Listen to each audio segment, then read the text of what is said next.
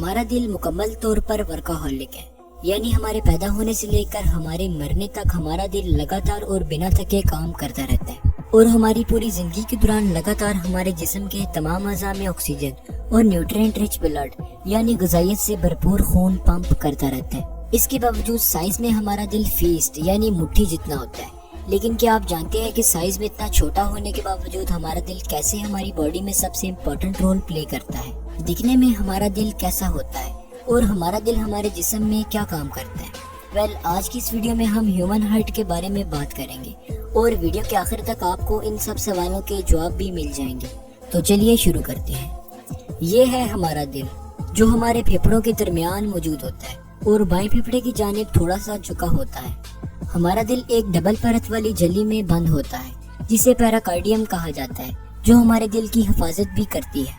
अब जान लेते हैं कि आखिर हमारे दिल के अंदर ऐसा क्या है कि ये हर वक्त धड़कता ही रहता है, कभी रुकता ही नहीं है। तो चलिए अब हमारे दिल को अंदर से देख लेते हैं। हमारा दिल एक वाल के जरिए से दो हिस्सों में लेफ्ट साइड और राइट साइड में तकसीम हो जाता है, जिसे हम कार्डियक सेप्टम भी कहते हैं।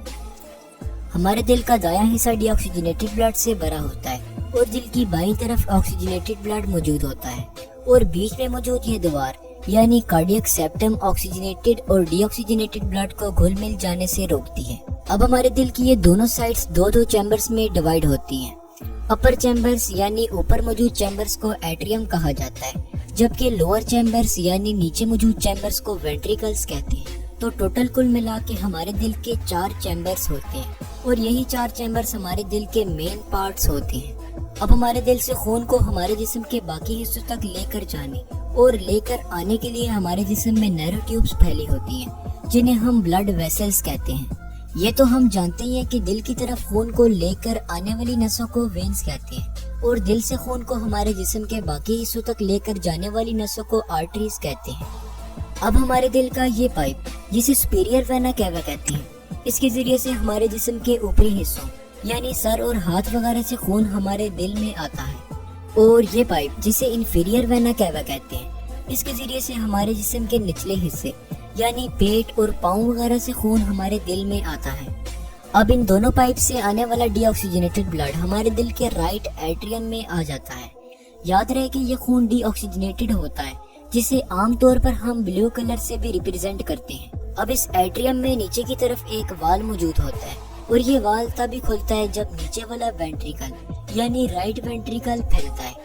अब इस तरह के हमारे दिल में 4 वाल्स होते हैं और याद रहे कि ये वाल्स खून के पसमानदा बहाव को रोकते हैं। अब जब हमारा नीचे वाला राइट वेंट्रिकल फैलता है तो ऊपर मौजूद राइट एट्रियम से खून राइट वेंट्रिकल में आ जाता है। जब ये वेंट्रिकल वापस सिकुड़ता है, तब जैसे किसी थैली को दबाने से अंदर मौजूद लिक्विड बाहर निकलता है, ठीक इसी तरह राइट वेंट्रिकल से खून निकलकर पल्मोनरी आर्टरी से होता हुआ हमारे लंग्स में चला जाता है।